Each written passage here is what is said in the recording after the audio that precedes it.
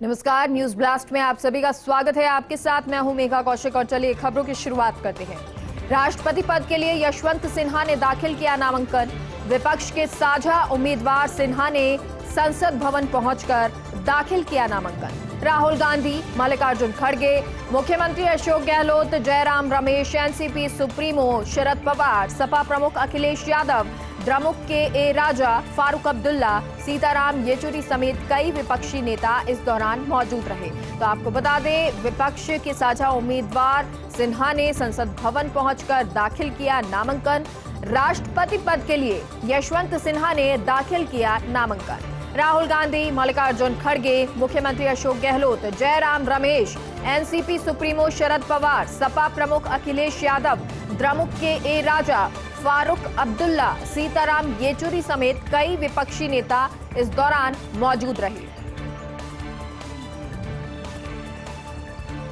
9 जुलाई को जयपुर में northern zonal council की बैठक। केंद्रीय गृह मंत्री अमित शाह की अध्यक्षता में होगी बैठक। हरियाणा, हिमाचल, पंजाब, राजस्थान, दिल्ली के सीएम होंगे बैठक में शामिल। जम्मू कश्मीर और लद्दाख के एलजीबी बैठक में शामिल होंगे। जयपुर में बैठक की तैयारियों को लेकर जुटे वरिष्ठ प्रशासनिक अधिकारी। होटल रामबाग में आज लिया गया तैयारियों का जायजा। आईपीएस मृदुल कच्छावा, आरएस जगदीश मीणा समेत अन्य जो अफसर हैं वो मौजूद रहे। 9 जुलाई को जयपुर में नॉर्दर्न जोनल काउंसिल की बैठक, ये नॉर्दर्न जोनल काउंसिल की बैठक 9 जुलाई को होने वाली है। जयपुर में ये बैठक होने वाली है। केंद्रीय गृह मंत्री अमित शाह की अध्यक्षता में ये बैठक होगी। हरियाणा, हिमाचल, पंजाब, राजस्थान, दिल्ली के सीएम बैठक में शामिल होंगे। जम्मू कश्मीर और लद्दाख के एलजीबी बैठक में शामिल होंगे। जयपुर में बैठक की तैयारियों को लेकर जुटे वरिष्ठ प्रशासनिक अधिकारी। होटल रामबाग में आज लिया गया तैयारियों का जायजा। आईपीएस मृदुल कच्छावा, आरएस जगदीश मीणा समेत अन्य अफसर मौजूद। प्रदेश को बड़ी सड़क परियोजना की सौगात। केंद्रीय मंत्री नितिन गडकरी ने किया लोकार्पण शिलान्यास। मुख्यमंत्री गहलोत की अध्यक्षता में हुआ वर्चुअल कार्यक्रम। 1357 करोड़ की 243 किलोमीटर लंबी 9 एनएच परियोजनाओं का लोकार्पण शिलान्यास। सांचौर निनावा खंड का चौड़ाईकरण सुदृढ़ीकरण प्रोजेक्ट का किया लोकार्पण। 90 करोड़ की लागत से 12 किलोमीटर लंबी सड़क का लोकार्पण किया। केंद्रीय राज्य मंत्री वीके सिंह, पीडब्ल्यूडी मंत्री भजनलाल जाटव, सांसद रामचरण बोहरा, भागीरथ चौधरी, निहाल चंद देवजी पटेल भी मौजूद रहे। तो आज शिलान्यास, प्रदेश को बड़ी सड़क परियोजनाओं की सौगात। केंद्रीय मंत्री नितिन गडकरी ने लोकार्पण शिलान्यास किया। मुख्यमंत्री गहलोत की अध्यक्षता में वर्चुअल कार्यक्रम हुआ। 1357 करोड़ की 243 किलोमीटर लंबी 9 एनएच परियोजनाओं का लोकार्पण शिलान्यास। सांचौर निनावा खंड का चौड़ाईकरण सुदृढ़ीकरण प्रोजेक्ट का लोकार्पण किया। 90 करोड़ की लागत से 12 किलोमीटर लंबी सड़क का लोकार्पण किया। केंद्रीय राज्य मंत्री वीके सिंह, पीडब्ल्यूडी मंत्री भजनलाल जाटव, सांसद रामचरण बोहरा, भागीरथ चौधरी, निहाल चंद देवजी पटेल मौजूद रहे। प्रदेश को बड़ी सड़क परियोजनाओं की सौगात। नेशनल हाईवे सड़क परियोजनाओं का वर्चुअल लोकार्पण शिलान्यास। केंद्रीय सड़क परिवहन मंत्री नितिन गडकरी ने किया लोकार्पण शिलान्यास। मुख्यमंत्री गहलोत की अध्यक्षता में हुआ वर्चुअल कार्यक्रम। इन परियोजनाओं से बदलेगी सड़क विकास की तस्वीर। सूरतगढ़ रायसिंह नगर खंड के निर्माण से बढ़ेगी सामरिक ताकत। इस हाईवे पर अंतर्राष्ट्रीय सीमा तक सुगम होगा संपर्क। पड़ोसी राज्य पंजाब और गुजरात से बढ़ेगी कनेक्टिविटी।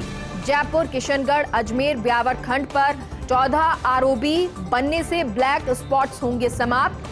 जालौर रेलवे ओवरब्रिज और सूरतगढ़ में इंदिरा सर्किल पर आरओबी से ट्रैफिक जाम से निजात मिलेगी।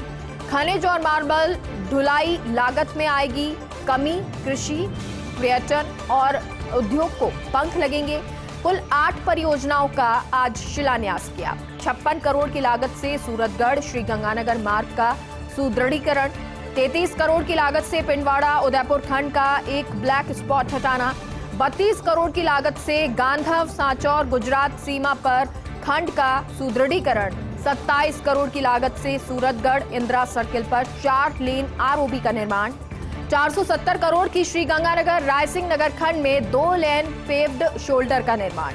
248 करोड़ की लागत से जयपुर किशनगढ़ एवं किशनगढ़ अजमेर खंड पर 6 आरओबी, 2 वीयूपी, 109 करोड़ की लागत से जयपुर किशनगढ़ खंड पर 6 ब्लैक स्पॉट हटाने के लिए 6 आरओबी, 92 करोड़ की लागत से जालौर में किलोमीटर 102/00 पर 4 लेन ओवरब्रिज का निर्माण। तो ये ओवरब्रिज का निर्माण कहां पर, कौन कौन से खंड में, किस तरह से सुदृढ़ीकरण होगा, ये तमाम जानकारी कौन कौन से एरिया बनाए गए हैं। प्रदेश को बड़ी सड़क परियोजनाओं की सौगात। नेशनल हाईवे सड़क परियोजना का वर्चुअल लोकार्पण शिलान्यास। केंद्रीय सड़क परिवहन मंत्री नितिन गडकरी ने किया लोकार्पण शिलान्यास। मुख्यमंत्री गहलोत की अध्यक्षता में हुआ ये वर्चुअल कार्यक्रम। इन परियोजनाओं से बदलेगी सड़क विकास की तस्वीर। सूरतगढ़ रायसिंह नगर खंड के निर्माण से बढ़ेगी सामरिक ताकत। इस हाईवे पर अंतर्राष्ट्रीय सीमा तक सुगम होगा संपर्क। पड़ोसी राज्य पंजाब और गुजरात से बढ़ेगी कनेक्टिविटी। जयपुर किशनगढ़ अजमेर ब्यावर खंड पर 14 आरओबी बनने से ब्लैक स्पॉट्स होंगे समाप्त। जालौर रेलवे ओवरब्रिज और सूरतगढ़ में इंदिरा सर्किल पर आरओबी से ट्रैफिक जाम से निजात। खनिज और मार्बल ढुलाई लागत में आएगी कमी। कृषि, पर्यटन और उद्योग को लगेंगे पंख। कुल 8 परियोजनाओं का किया गया आज शिलान्यास। 56 करोड़ की लागत से सूरतगढ़ श्रीगंगानगर मार्ग का सुदृढ़ीकरण। 33 करोड़ की लागत से पिंडवाड़ा उदयपुर खंड का एक ब्लैक स्पॉट हटाना। 32 करोड़ की लागत से गांधव सांचौर गुजरात सीमा खंड का सुदृढ़ीकरण। 27 करोड़ की लागत से सूरतगढ़ इंदिरा सर्किल पर 4 लेन आरओबी का निर्माण। तो ये पूरा निर्माण किस तरह से होगा, किस तरह से ये परियोजनाएं हैं, कितना पैसा लगेगा, ये तमाम चीजें, लेकिन इसी के साथ आज शिलान्यास लोकार्पण हुआ। मुख्यमंत्री गहलोत कल जाएंगे जोधपुर। दोपहर 2 बजे जयपुर से रवाना होकर 3 बजे पहुंचेंगे जोधपुर। रीजनल कैंसर इंस्टीट्यूट के शिलान्यास कार्यक्रम में करेंगे शिरकत। विभिन्न विकास कार्यों के शिलान्यास लोकार्पण कार्यक्रम में भी शिरकत करेंगे। कल सीएम गहलोत जोधपुर में ही करेंगे रात्रि विश्राम। 29 जून को स्वर्गीय कप्तान दुर्गा प्रसाद चौधरी पत्रकारिता पुरस्कार समारोह में शिरकत करेंगे। हेल्थ केयर अचीवर्स सम्मान समारोह में सीएम गहलोत शिरकत करेंगे। कांग्रेस कार्यकर्ता सम्मेलन को भी संबोधित करेंगे। मुख्यमंत्री गहलोत तो 30 जून को सुबह जोधपुर के सर्किट हाउस में जनसुनवाई करेंगे। कृषि विश्वविद्यालय के विकास कार्यों के लोकार्पण शिलान्यास कार्यक्रम में शिरकत करेंगे। सुमेर स्कूल के विभिन्न विकास कार्यों के लोकार्पण कार्यक्रम में भी शिरकत करेंगे। 30 जून को मुख्यमंत्री गहलोत का शाम 6 बजे जयपुर जाने का कार्यक्रम है। ये पूरा कार्यक्रम डे टू डे आपको बता रहे हैं और हर दिन किस तरह से उनका कार्यक्रम रहेगा। सबसे पहले दोपहर 2 बजे कल जोधपुर जाएंगे जयपुर से मुख्यमंत्री। 3 बजे पहुंचेंगे जोधपुर। रीजनल कैंसर इंस्टीट्यूट के शिलान्यास कार्यक्रम में वो शिरकत करेंगे। विभिन्न विकास कार्यों के शिलान्यास लोकार्पण कार्यक्रम में भी शिरकत करेंगे। कल सीएम गहलोत जोधपुर में ही रात्रि विश्राम भी करेंगे। 29 जून को स्वर्गीय कप्तान दुर्गा प्रसाद चौधरी पत्रकारिता पुरस्कार समारोह में शिरकत करेंगे। हेल्थ केयर अचीवर्स सम्मान समारोह में सीएम गहलोत शिरकत करेंगे। कांग्रेस कार्यकर्ता सम्मेलन को भी संबोधित करेंगे मुख्यमंत्री गहलोत। 30 जून को सुबह जोधपुर के सर्किट हाउस में जनसुनवाई करेंगे। कृषि विश्वविद्यालय के विकास कार्यों के लोकार्पण शिलान्यास कार्यक्रम में शिरकत करेंगे। सुमेर स्कूल के विभिन्न विकास कार्यों के लोकार्पण कार्यक्रमों में भी शिरकत करेंगे। और 30 जून को मुख्यमंत्री गहलोत का शाम 6 बजे जयपुर जाने का कार्यक्रम। नया डीजीपी नियुक्ति प्रकरण। आज मुख्यमंत्री गहलोत चले गए दिल्ली से आज शाम लौटेंगे जयपुर और फिर कल से 3 दिन रहेंगे जोधपुर में। 28, 29 और 30 जून को जोधपुर में विभिन्न कार्यक्रमों में वो शिरकत करेंगे और इसी बीच निकल जाएगी 30 जून की तारीख। इसी बीच लाठर को दिए जा रहे एक के बाद एक नए प्रस्ताव। पहले उन्हें दिया था मुख्यमंत्री का एडवाइजर बनने का प्रस्ताव। अब चर्चा है उन्हें अंतर्राज्यीय जल विवाद कमेटी का चेयरमैन बनाए जाने की। कैबिनेट मंत्री के दर्जे के साथ चेयरमैन बनाए जाने की चर्चा है। वसुंधरा सरकार में रोहिताश्व शर्मा भी रह चुके इस कमेटी के चेयरमैन, इसलिए पूरे पुलिस विभाग की निगाहें गहलोत के फैसले पर है। क्या बीएल सोनी की जन्म पत्री में सचमुच लिखा है डीजीपी बनना?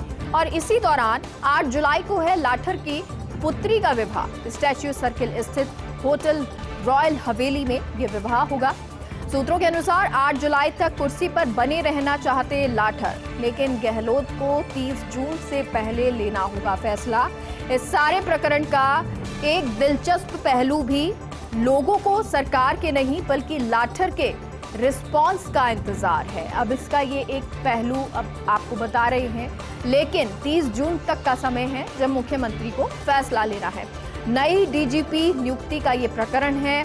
आज मुख्यमंत्री गहलोत चले गए दिल्ली से आज शाम को जयपुर लौटेंगे और फिर कल 3 दिन जोधपुर रहेंगे, यानी कल से 3 दिन के लिए वो जोधपुर होंगे।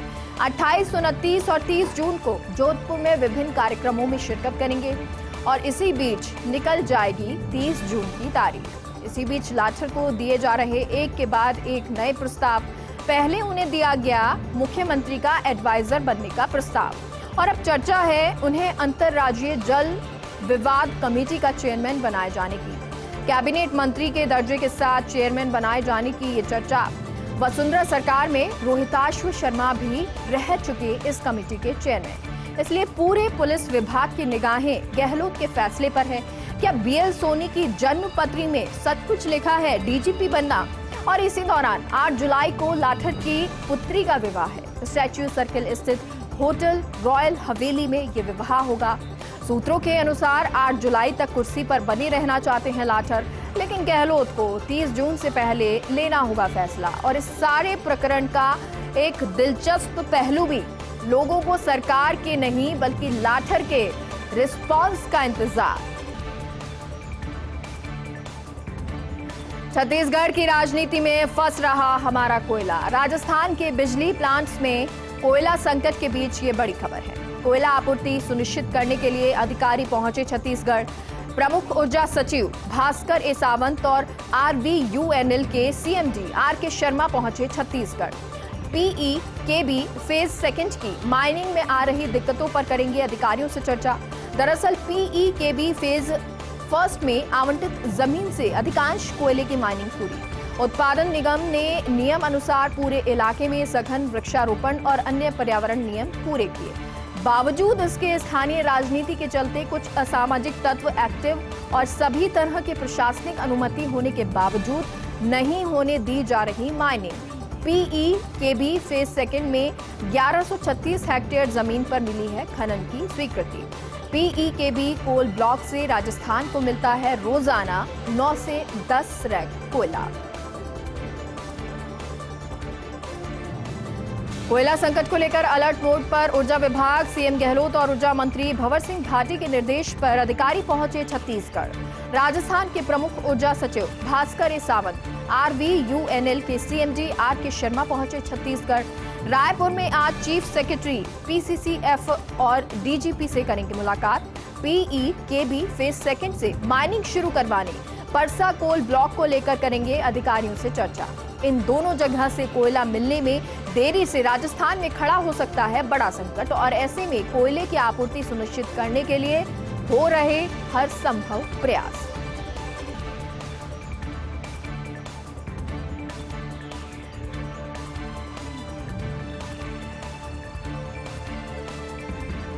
एक छोटी सी ब्लास्ट खबरों का रुख करते हैं।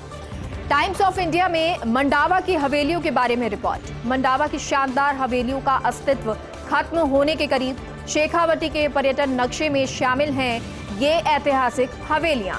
यहां हो चुकी बजरंगी भाईजान, जब वी मेट जैसी फिल्मों की शूटिंग। अब भूमाफिया के निशाने पर हैं ये हवेलियां। हवेलियों को खतरनाक घोषित कर गिराने का सिलसिला शुरू है। राधा कृष्ण गोयंका की हवेली पहले खतरनाक घोषित, उसके बाद बुलडोजर से जमींदोज कर दी गई पुरानी हवेली। मंडावा की हवेलियां ऐतिहासिक विरासत, उनको बचाने की जरूरत। ये वो हवेलियां जहां पर कई फिल्मों की शूटिंग भी हुई है। देश में पहली बार राजस्थान के झालावाड़ में नरेगा पाठशाला शुरू। जिला प्रशासन ने मनोहर थाना तहसील में शुरू की पाठशाला। नरेगा पाठशाला ग्रामीण महिलाओं को शिक्षित करने की योजना। 21 से 70 वर्ष तक की महिलाओं के लिए होगी नरेगा पाठशाला। नरेगा पाठशाला के जरिए होगा ग्रामीण क्षेत्रों में शिक्षा का प्रसार। प्रदेश में एक बार फिर से बढ़ रहा कोरोना का ग्राफ। जयपुर समेत सभी जगह पर केस बढ़ने से एक्टिव मरीज पहुंचे 800 के पार। 20 जून के बाद एक भी दिन ऐसा नहीं जब 100 से कम आए हों केस। पिछले एक सप्ताह के आंकड़ों में रोजाना में 100 से ऊपर केस हैं। हालांकि इसी अनुपात के ठीक भी हो रहे हैं कोरोना के मरीज, लेकिन फिर भी बढ़ते एक्टिव मरीजों से चिंतित चिकित्सा विभाग सभी फील्ड अधिकारियों को स्क्रीनिंग बढ़ाने के निर्देश। मुख्यमंत्री गहलोत भी कई बार एहतियात बरतने के निर्देश दे चुके। प्रदेश में आईएफएस कैडर पर बन रहे विषम हालात। इस महीने रिटायर हो रहे 2 आईएफएस अधिकारी राजीव कुमार गोयल, समीर कुमार दुबे 30 जून को रिटायर होंगे। अगले महीने स्नेह कुमार जैन, नमिता जे प्रियदर्शी, मनोज पाराशर सितंबर में आईएफएस जयप्रकाश रिटायर हो जाएंगे। अगले वर्ष डॉक्टर डीएन पांडे, अमर सिंह गोटवाल, करण सिंह होंगे रिटायर। ऐसे में विभाग को नए आईएफएस और प्रमोशन की दरकार है। लंबे समय से पदोन्नति के बाद पद स्थापन और तबादला सूची का इंतजार।